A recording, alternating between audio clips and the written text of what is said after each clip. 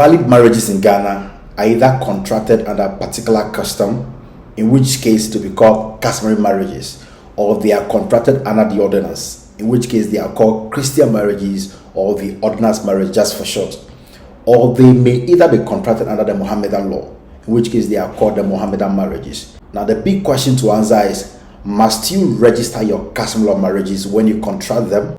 Customary law is known to not know writing. So why talk about registering or not registering customary marriages? In this video, we explore the topic of whether or not you must necessarily register your customary marriages. I am Godwin Selassie Dakbo, and this is Make It Legal. Make it legal. Now, what are customary marriages in the first place? Customary marriages are marriages contracted in accordance with a particular custom. So if you're an Akan and you contract a marriage in accordance with the customs of the Akans, then that marriage is called customary marriages. If you're an Ewe and you contract a marriage under the Ewe customs, then that marriage is called customary marriage. Now, when you have a customary law marriage, it is not something that you go through any legal procedure that involves a lot of documentation before you can contract it. You simply go see the parents of the woman you want to marry and fulfill the customary rights that are required of you, and later the marriage is concluded. So in all of these instances, a lot of writing is not involved, but there is a requirement of law that customary marriages could be registered. Now, because they are ordinarily contracted under customary law, they are also expected to be dissolved ordinarily under customary law as well. So if you contracted a marriage under the Akan custom and you want to dissolve that marriage, you have the option to go and dissolve it in accordance with the Akan custom. You don't necessarily have to go to court to dissolve it, but you are not precluded from going to court to dissolve a marriage that is customarily contracted. That is what you need to know. So the big question is, must you register your customary law marriage before it to be valid? If the answer from the outset is a big no. The law, which is the Matrimonial Causes Act in Ghana, does not mandatorily require you to register your customary law marriage before it to be valid. Once you have gone through the customary rights and fulfill all of them, the marriage will be valid, whether or not you've registered it. But in case you want to register your customary marriages, I'm going to take you through the procedure involved and how you can successfully register your customary marriage. So like I said, first of all, it is not mandatory to register it, but you are at liberty to choose to register it. And if you want to register, this is the procedure. And the first thing you will do to register is to write an application to register your customary marriage. And that application, the law requires that it is accompanied with what we call statutory declaration. It is what the layperson has been calling affidavit. But affidavit and statutory declarations are separate things. The statutory declaration ordinarily must specify the names of the parties. You and your husband, your name must be part of the statutory declaration, and you must also indicate your parents, your place of residence, and then you also need to add whether or not you fulfilled all the conditions that were necessary to contract a valid customary law marriage or customary marriage under the applicable custom. Again, this declaration must also be supported by parents or persons who play the parental roles in your life. They must also give a certain declaration indicating that indeed your names are so and so, they are your parents and you reside at this place, you have gone through all the customary rights under the Akan, the Gan, the Ewe custom, and you have married properly. So because of that, it supports your decision to want to register the marriage. Then on receipt of this application by the registrar of marriages in the district, he's required to publish it on a notice board, the marriage registry.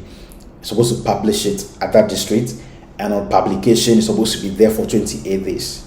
The next step that follows after the publication is taking of objections. Now, if persons have objections to the registration of the marriage or the validity of the marriage itself, they are expected to come forward and make that objection known by informing the registrar within the 28 days period that they have a good reason why this marriage should not be registered, or this marriage was never valid in the first place, though they come in and then object to the registration or the very validity of the marriage itself. When the registrar receives the notice of objection to the registration of marriage or the validity of the marriage itself, he's supposed to determine whether or not on the face of it, there is some legal grounds that exist for the marriage not to be contracted. Now, if the registrar finds out that indeed, in his opinion, there are indeed very serious legal issues or grounds where marriage should not be registered or could not have been validly contracted under a particular custom, then he will so determine it and communicate to the parties. He can let them know that, you know what, in my view, this marriage has not complied with the customs of the parties, and as such cannot be valid. Therefore, I will not register it. But if he observes that there are indeed very strong legal grounds why the celebration of the marriage itself or the registration process itself cannot succeed or must not be done, he will refer to the district court's judge, and that judge would hear the parties and make a determination or give a judgment whether or not the registrar should proceed to register it despite the objection, or the objection should succeed. That is, the marriage should not be registered because of the objection. So if no objections are taken, the registrar is free to proceed and register the customary law marriage. And upon registering it, he will record it in the register and then issue a certificate to the parties indicating that they have registered their customary marriage. And that evidence can be a documentary evidence that proves that the parties have duly registered their customary law marriage. Now, the fact that you have a certificate of registration of customary law marriage does not mean that your marriage is automatically converted into ordinance. It is still a valid customary marriage.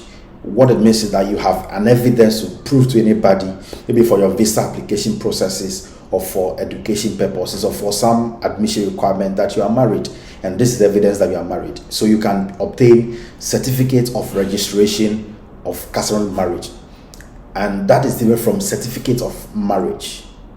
Even though it is a certificate that signifies that you have married, it is not the same as certificate of marriage. It is just certificate of registration of the marriage, because you are not ordinarily supposed to be issued a certificate of marriage when you contract a customary marriage. It is not required for you to be given a certificate. But when you register that customary marriage, the law requires that you are given a certificate of registration, and that is often distinguished from certificate of marriage simpliciter, or in a very simple term. So that is how you register your customary law marriage under Ghanaian law. Now, when you have registered your customary marriage, the law also requires you to register the dissolution of that marriage. Now, the dissolution is also done in accordance with the custom that you contracted the marriage. The marriage was contracted under the Akan custom. You are required to go and dissolve that marriage that you have registered in accordance with the Akan custom, or it can also be dissolved in court as well. And when you dissolve it under the custom, you are required to register the dissolution of that marriage. But when you dissolve it in court, you are not required to register the dissolution of the marriage. So what's the procedure of registering the dissolution of a marriage that is dissolved under customary law? If you enjoyed this video so far, take a moment and go down to the comment section. Let us know if you are truly enjoying it. And if you have a question, please ask in the comment section and we would answer it for you right away. And you know what? We need you to subscribe to the channel. A lot of you watch the videos and you like it, we are excited about it, but you don't subscribe to the channel. We need you to subscribe to the channel and to encourage us to do more. So subscribe to the channel, and when you are done with all of that, like it and share it across board to all your friends. Let them get to know what we are talking about on this channel. The procedure is very similar to the procedure of registering the customary marriage in the first place. So how you register the customary marriage is literally the same way you register the dissolution of that marriage. So the first thing, of course, is to apply to the registrar, giving him or her notice of the dissolution of the marriage. And that application or notice would also be accompanied by a statutory declaration that specifies your name, who your spouse or your wife or your husband was, and the fact that the dissolution complies with the custom that applies to the marriage or that applies to the parties to the marriage. And then again, it must also be accompanied by a certain declaration from the parents, also confirming that indeed you have dissolved the marriage that was contracted under the custom, and that dissolution was in accordance with the applicable customary law. So once the application is received by the registrar again is required to publish it on the notice board of the district where the marriage was contracted. And on such publication, any person who has a just cause why the registrar should not register dissolution also has 28 days to come forward and say that, you know what, this person has not complied with the customary law that applies to dissolving marriages and a particular custom. And therefore, I have a strong objection to registration of the dissolution of the marriage. So the registrar is supposed to also determine it. If there is a merit in it, you refer to the district court judge to make a final determination as whether or not the registrar should proceed to register the marriage, or the registrar should halt the registration process. But if there's no merit in it, in his opinion, the registrar is supposed to dismiss the objection and then go ahead to register the dissolution of the marriage. And once registered again, you'll be given a certificate of registration of dissolution of marriage. And that certificate again serves as an evidence that you have dissolved your customary law marriage in accordance with the particular custom that was applicable to your marriage. It is also not certificate of divorce, technically speaking. It is just certificate of registration of a divorce. And it is quite different from certificate of divorce as we know it to be applicable to ordinance marriages. So in case you've been looking for that guide and explanation as to how to register your customary marriage, here you are, you've gotten all of it. You can follow the procedure here and walk into any lawyer's office or walk to the office of the registrar of marriages and register your customary law marriage and be given certificate of registration of marriage, or register the dissolution of your customary law marriage, be given a certificate of divorce of a customary law marriage. I am Godwin Salasi Dakbo, and this is Make It Legal. Make it legal.